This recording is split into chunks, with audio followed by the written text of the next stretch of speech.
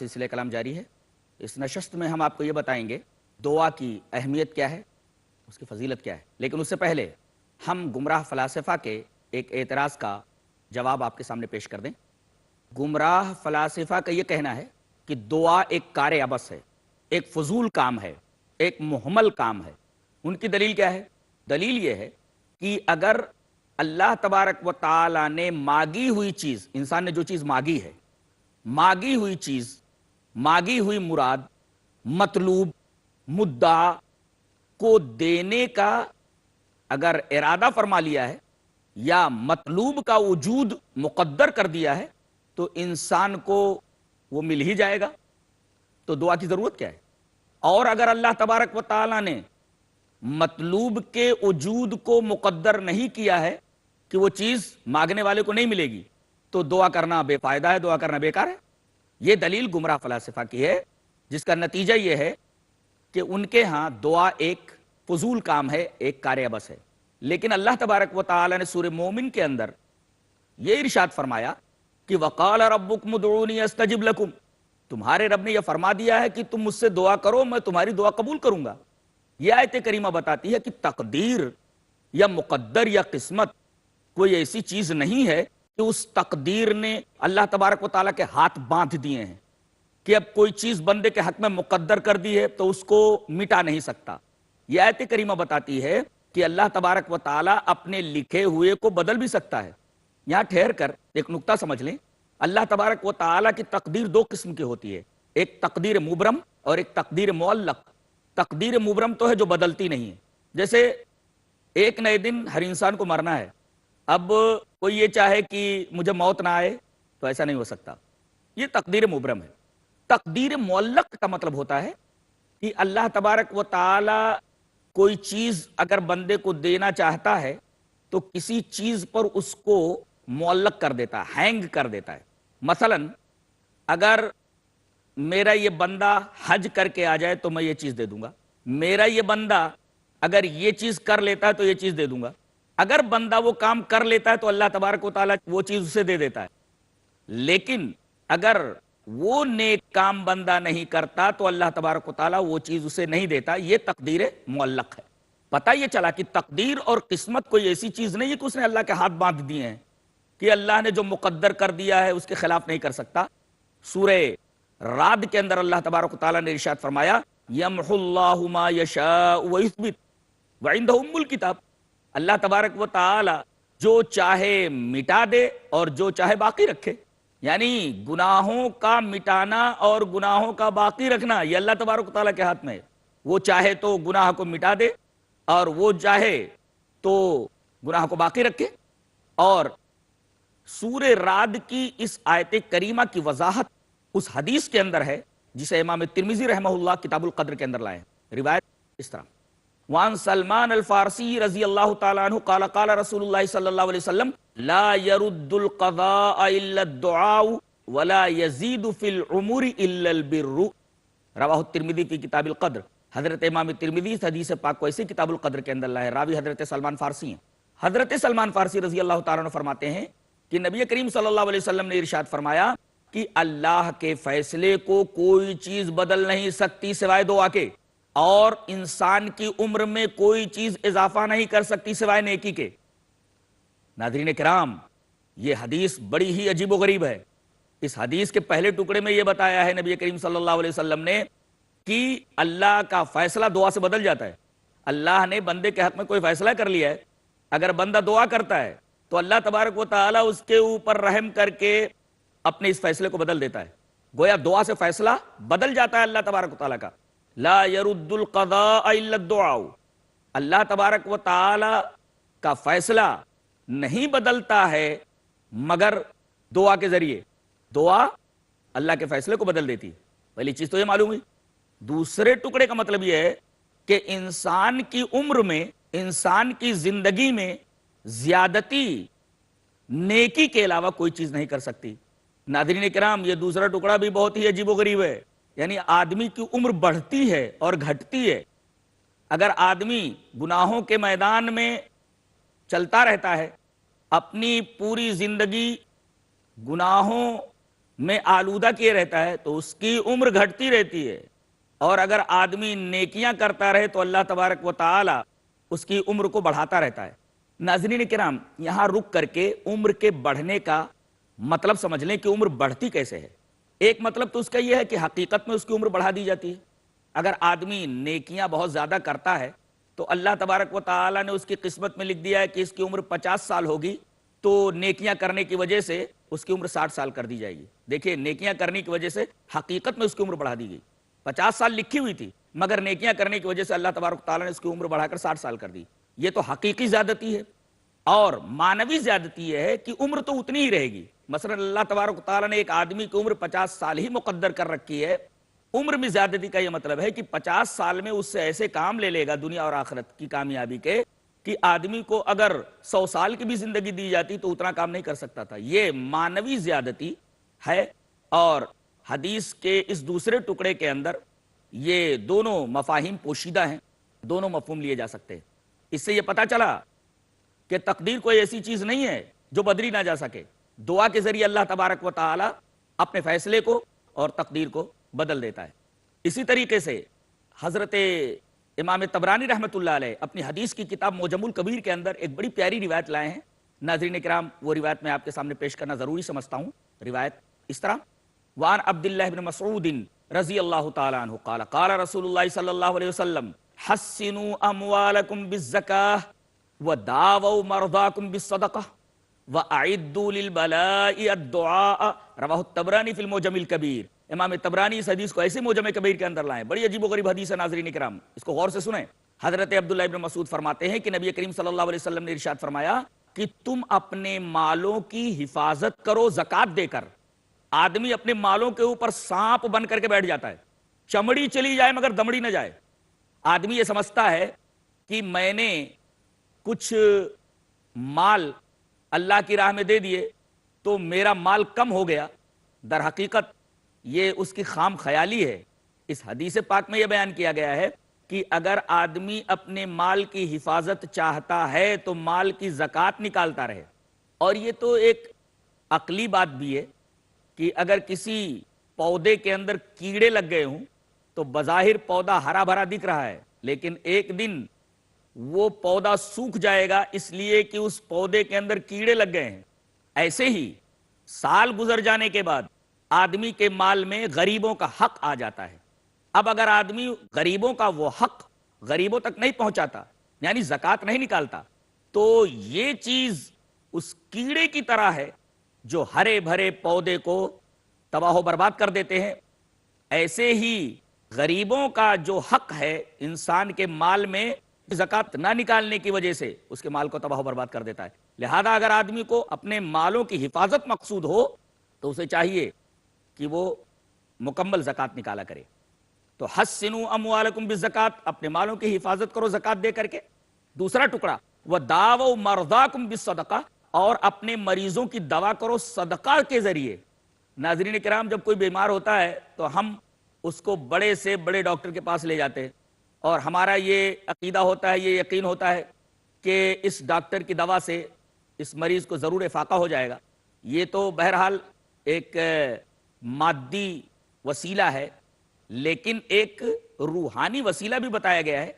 مادی طریقے کے علاوہ ایک روحانی طریقہ بھی علاج کا بتایا گیا ہے۔ وہ یہ ہے کہ آدمی اپنے مریضوں کی دوا کرے صدقہ دے کر کے۔ میں نے اس سلسلے میں ریاض سے نکلنے والے ایک میگزین کے اندر، مجلۃ الریاض کے اندر، ڈاکٹر عیسیٰ مرزوقی کا ایک واقعہ پڑھا۔ ڈاکٹر عیسیٰ مرزوقی کو کینسر ہو گیا تھا، ان کے بدن میں کچھ تکلیف ہوئی، انہوں نے چیک اپ کرایا تو پتہ یہ چلا کہ آپ کو کینسر لاحق ہو گیا ہے۔ بہت پریشان ہو گئے وہ، اس لیے کہ کینسر بڑا ہی موذی مرض ہے۔ انہوں نے اپنا سارا مال ایک ایسی عورت کو دے دیا جو بیوہ تھی اور اس کے چھوٹے چھوٹے بچے تھے۔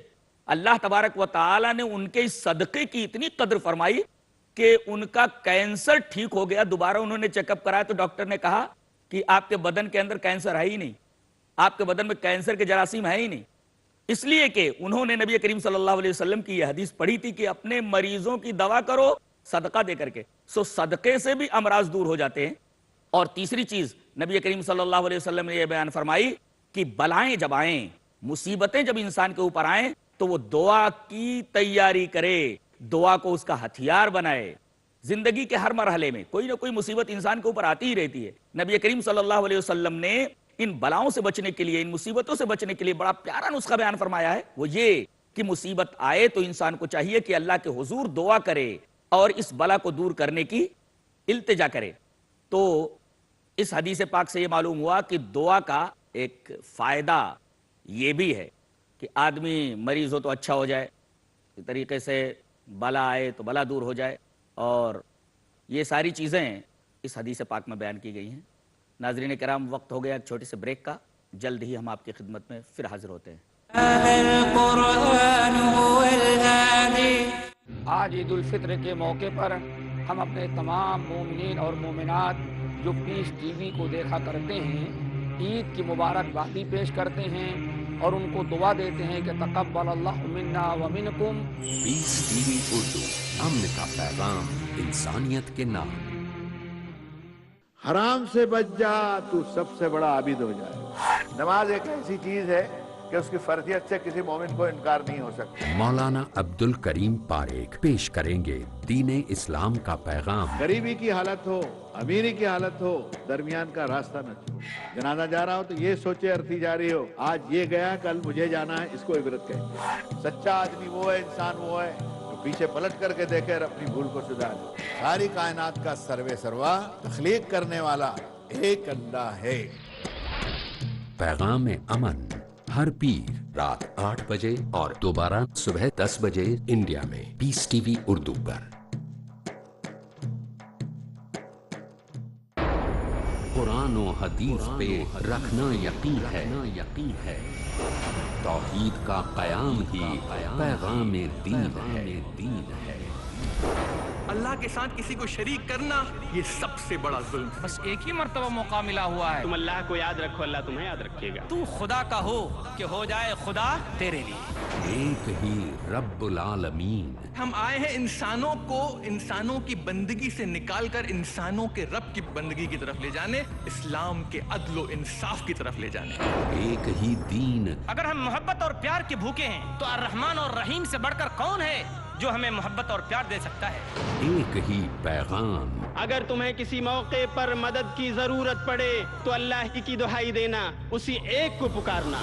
اسی کے واسطے ہے ہمارا وجود۔ ہم مسلمانوں کی منزل، ہم مومنوں کی منزل انشاءاللہ جنت ہے، تو ہمیں تیاری کرنی ہے۔ اسی کے ہر حکم پہ لبیک کہتے رہیں مومنین۔ پیغام دین، اگلا پروگرام پیس ٹی وی اردو پر۔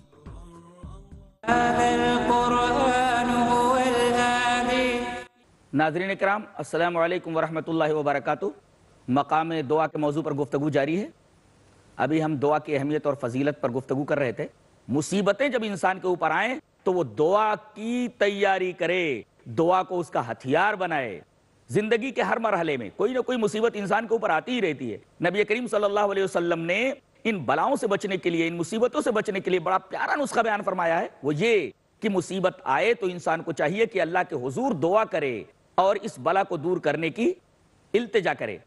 تو اس حدیث پاک سے یہ معلوم ہوا کہ دعا کا ایک فائدہ یہ بھی ہے کہ آدمی مریض ہو تو اچھا ہو جائے، اس طریقے سے بلا آئے تو بلا دور ہو جائے، اور یہ ساری چیزیں اس حدیث پاک میں بیان کی گئی ہیں۔ ایک فائدہ نبی کریم صلی اللہ علیہ وسلم کی ایک حدیث سے یہ معلوم ہوا کہ آدمی جب اس دنیا سے چلا جاتا ہے تو اس کا عمل ختم ہو جاتا ہے، لیکن ایک چیز کا فائدہ برابر اس کو پہنچتا رہتا ہے۔ دلیل کے طور پر وہ حدیث اپنے پیش نظر رکھے جس حدیث کو حضرت امام مسلم رحمۃ اللہ علیہ کتاب الوصیت کے اندر لائے ہیں۔ روایت اس طرح: وعن ابی ہریرہ رضی اللہ تعالی عنہ ان رسول اللہ صلی اللہ علیہ وسلم قال اذا مات الانسان انقطع عنه عمله الا من ثلاثة، الا من صدقة جاریة او علم ينتفع به او ولد صالح يدعو له، رواہ مسلم فی کتاب الوصیہ۔ حضرت ابو ہریرہ رضی اللہ تعالیٰ عنہ ارشاد فرماتے ہیں کہ نبی کریم صلی اللہ علیہ وسلم نے ارشاد فرمایا کہ انسان جب مر جاتا ہے تو اس کا عمل منقطع ہو جاتا ہے، ختم ہو جاتا ہے، مگر 3 چیزوں کا ثواب مرنے کے بعد بھی اسے ملتا رہتا ہے۔ پہلی چیز صدقہ جاریہ ہے، اور دوسری چیز وہ علم ہے جو وہ چھوڑ کر کے گیا ہے، اور لوگ اس سے فائدہ اٹھا رہے ہیں. اور تیسری چیز، نیک اولاد چھوڑ کر کے گیا ہے، لڑکی یا لڑکا، یہ اس کے حق میں دعا کرتے ہیں. ناظرین کرام، اس حدیث پاک سے دعا کی اہمیت معلوم ہوئی، دعا کا فائدہ معلوم ہوا کہ دعا برزخ کے اندر بھی آدمی کے لیے مفید ہوتی ہے. دنیا میں تو اس کے لیے فائدہ مند ہے ہی، دنیا سے چلے جانے کے بعد بھی اس کے لیے دعا فائدہ مند ہے اور اس کو فائدہ پہنچاتی ہے، جیسا کہ اس حدیث پاک میں بیان کیا گیا.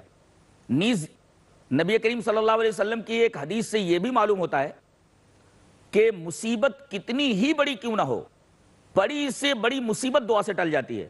اب بتائیے، قرآن حکیم میں ایک پیغمبر یونس کا تذکرہ کیا گیا ہے علیہ الصلاۃ والتسلیم کہ وہ اللہ تبارک و تعالیٰ کی اجازت کے بغیر اس بستی سے نکل گئے جس بستی کا نام نینوا تھا، جب ان کی قوم نے ان کی باتوں کے اوپر کان نہیں دھرا. جبکہ نبیوں کے لیے ضابطہ ہوتا ہے کہ جب تک اللہ تبارک و تعالیٰ کا حکم نہ ہو، نبی اپنی مرضی سے وہ بستی نہیں چھوڑ سکتا. حضرت یونس علیہ السلام غصے میں آ کر کے بستی چھوڑ دیتے ہیں. ایک دریا پار کر کے انہیں دوسری طرف جانا ہوتا ہے. جب کشتی میں بیٹھتے ہیں تو کشتی ڈوبنے کے قریب ہو جاتی ہے.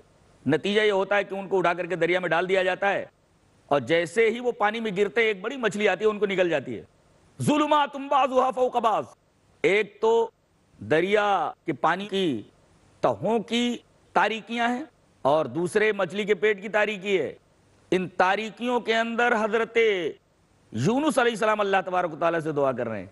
کتنی بڑی مصیبت میں گرفتار ہو گئے ہیں، لیکن اللہ تبارک و تعالیٰ نے ان کو اس مصیبت سے نجات دیا. آئیے وہ آیت کریمہ دیکھ لیتے ہیں جو سورہ انبیاء میں ہے. اللہ تبارک و تعالیٰ نے ارشاد فرمایا وَذَنُّونِ إِذْ ذَهَبَ مُغَاضِبًا فَظَنَّ أَن لَّن نَّقْدِرَ عَلَيْهِ فَنَادَىٰ فِي الظُّلُمَاتِ أَن لَّا إِلَٰهَ إِلَّا أَنتَ سُبْحَانَكَ إِنِّي كُنتُ مِنَ الظَّالِمِينَ.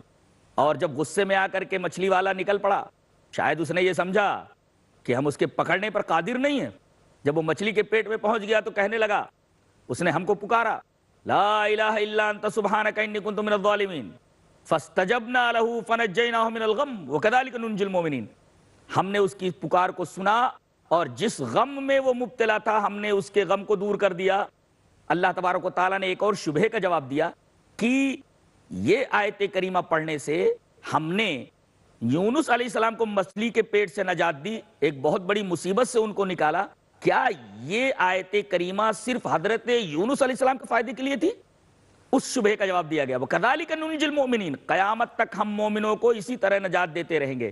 ناظرین اکرام، ایک بہت بڑی حقیقت آشکارا ہو کر ہمارے سامنے آئی کہ دعا اتنی بڑی شے ہے، بڑی سے بڑی مصیبت اس سے ٹل جاتی ہے. اب اس سے بڑی مصیبت کیا ہو سکتی ہے کہ آدمی مچھلی کے پیٹ میں چلا جائے. اور یہ ضابطہ اور اس دعا کا فائدہ صرف حضرت یونس علیہ السلام کے لیے نہیں تھا.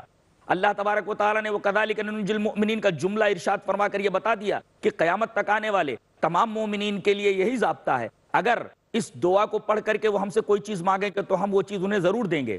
دلیل کے طور پر اس آیت کریمہ کی شرح میں وہ حدیث دیکھ لیتے ہیں جسے امام ترمذی رحمۃ اللہ علیہ کتاب الدعوات کے اندر لائے ہیں، اور راوی حضرت سعد بن ابی وقاص رضی اللہ تعالیٰ عنہ ہے. روایت اس طرح ان سعد رضی اللہ تعالیٰ عنہ قال قال رسول اللہ صلی اللہ علیہ وسلم دعوت الزنون اذ دعا وهو في بطن الحوت لا الہ الا انت سبحانک انی کنت من الظالمین فإنه لم يدع بها رجل مسلم في شيء قط الا استجاب اللہ له. رواہ الترمذی فی کتاب الدعوات. حضرت امام ترمذی اس حدیث پاک کو ایسے کتاب الدعوات کے اندر لائیں. راوی حضرت سعد بن ابی وقاص ہیں. حضرت سعد بن ابی وقاص فرماتے ہیں کہ رسول اللہ صلی اللہ علیہ وسلم نے ارشاد فرمایا کہ مچھلی والے کی دعا، دعوت الزنون، نون مانے مچھلی، مچھلی والے کی دعا جب وہ مچھلی کے پیٹ میں تھا، وہ فی بطن الحوت، جب اس نے یہ دعا کی، اس دعا یہ دعا کی لا الہ الا انت سبحانک انی کنت من الظالمین، تو ہم نے اس دعا کی وجہ سے یونس علیہ السلام کو مچھلی کے پیٹ سے نجات دی. فَإِنَّهُ لَمْ يَدْعُ بِهَا رَجُلٌ مُسْلِمٌ فِي شَيْءٍ قَطُّ. اگر کوئی بھی انسان اس دعا کے ذریعے اپنے رب کو پکارے تو اللہ تبارک و تعالیٰ اس دعا کی برکت سے اس کی پکار کو ضرور سنتا ہے اور اس کو اس مصیبت سے جس کے اندر وہ گرفتار ہے ضرور نجات دیتا ہے. تو ناظرین کرام، آپ نے دیکھا اللہ تبارک و تعالیٰ نے دعا کے اندر کیا کیا برکتیں رکھی ہیں اور دعا کی کیا اہمیت ہے، اور دعا کی کیا فضیلت ہے. لہذا زندگی کے کسی بھی مرحلے میں ہمیں دعا سے غافل نہیں ہونا چاہیے، اس لیے کہ دعا ایک ایسی چیز ہے جس کی وجہ سے ہمارا تعلق اللہ تبارک و تعالیٰ سے برابر قائم رہتا ہے، اور اس تعلق کے قائم رہنے کی وجہ سے اللہ تبارک و تعالیٰ کی مدد، اللہ تبارک و تعالیٰ کی اعانت ہمیشہ انسان کے اوپر اترتی رہتی ہے، اور انسان اللہ تبارک و تعالیٰ کی اس اعانت اور مدد کی وجہ سے زندگی کی تمام مشکلات کو خندہ پیشانی کے ساتھ برداشت کرتا رہتا ہے. ناظرین کرام، اب ہم یہ بتا دیں دعا کے آداب کیا ہیں، دعا کس طرح مانگی جائے کہ اللہ تبارک و تعالیٰ اس کو قبول فرما لے. تو دعا کا پہلا ادب یہ ہے کہ انسان جب دعا کرے تو اس دعا کے اندر اخلاص ہو. جب تک دعا کے اندر اخلاص نہ ہو، اخلاص کا جذبہ نہ ہو، تب تک دعا بارگاہ الہی میں قبول نہیں ہوتی. شاعر نے کہا کہ اب تک لب اخلاص کو چھو کر نہیں گزری، اب تک لب اخلاص کو چھو کر نہیں گزری، کیا مجھ کو خدا سنتا، میں مفلوج دعا ہوں. تو جس دعا کے اندر اخلاص نہ ہو وہ دعا فالج زدہ ہو جاتی ہے.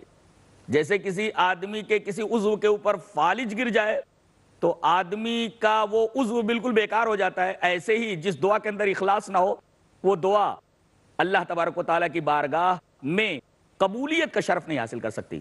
آئیے سورہ یونس کی ایک آیت کریمہ کے ذریعے اس بات کو مدلل کرتے ہیں. آیت کریمہ اس طرح اللہ تبارک و تعالیٰ ارشاد فرماتا ہے وَالَّذِي يُسَيِّرُكُمْ فِي الْبَرِّ وَالْبَحْرِ حَتَّى إِذَا كُنْتُمْ فِي الْفُلْكِ وَجَرَيْنَ بِهِمْ بِرِيحٍ طَيِّبَةٍ وَفَرِحُوا بِهَا جَاءَتْهَا رِيحٌ عَاصِفٌ وَجَاءَهُمُ الْمَوْجُ مِنْ كُلِّ مَكَانٍ وَظَنُّوا أَنَّهُمْ أُحِيطَ بِهِمْ دعوا الله مخلصين له الدين لئن أنجيتنا من هذه لنكونن من الشاكرين فلما أنجاهم إذا هم يبغون في الأرض بغير الحق. وہی ذات ہے جو تم کو خشکی میں اور تری میں سیر کراتی رہتی ہے، یہاں تک کہ جب تم کشتی میں ہوتے ہو یا کشتیوں میں ہوتے ہو اور یہ کشتیاں ان کو لے کر چلتی ہیں، اپنے سواروں کو لے کر کے چلتی ہیں، فضا سازگار ہوتی ہے، ہوا خوشگوار ہوتی ہے، بریحٍ طیبۃ وفرحوا بها، کشتی پر بیٹھنے والے سارے کے سارے سوار بہت خوش ہیں. اچانک جاءتها ریح عاصف، ایک تیز ہوا آتی ہے، ایک اسٹارم اٹھتا ہے، ایک طوفان اٹھتا ہے ندی کے اندر، سمندر کے اندر، اور ان کو چاروں طرف سے گھیر لیتا ہے. جاءتها ریح عاصف وظنوا انهم محیط بهم، اور وہ یہ یقین کر لیتے ہیں کہ انہیں گھیر لیا گیا. تو دعوا اللہ مخلصین له الدین، تو وہ اللہ تبارک و تعالیٰ کو پکارتے ہیں اخلاص کے ساتھ کہ لئن انجیتنا من ہذہ لنکونن من الشاکرین، کہ اے ہمارے رب اگر تو نے ہمیں اس مصیبت سے نجات دے دی، کشتی کو ساحل سے لگا دیا، تو ہم تیرے شکر گزار بندوں میں سے ہو جائیں گے. اللہ تبارک و تعالیٰ فرماتا ہے کہ انسان بھی کیسا ناشکرا ہے، ہم اس کی دعا جو اخلاص لیے ہوئے ہوتی ہے ہم قبول کر لیتے ہیں، اور اس کو جب سر ساحل پہنچا دیتے ہیں پھر وہ اپنی منمانی کرتا رہتا ہے. اس آیت کریمہ سے یہ پتہ چلا کہ اخلاص کی اتنی اہمیت ہے کہ اللہ تبارک و تعالی اگر کوئی غیر مسلم بھی اگر اخلاص کے ساتھ دعا کرے تو اللہ تبارک و تعالی اس کی دعا کو ضرور قبول کرتا ہے. اس آیت کریمہ سے یہ بات معلوم ہوئی. تو دعا کی قبولیت کے لیے پہلی شرط اخلاص ہے.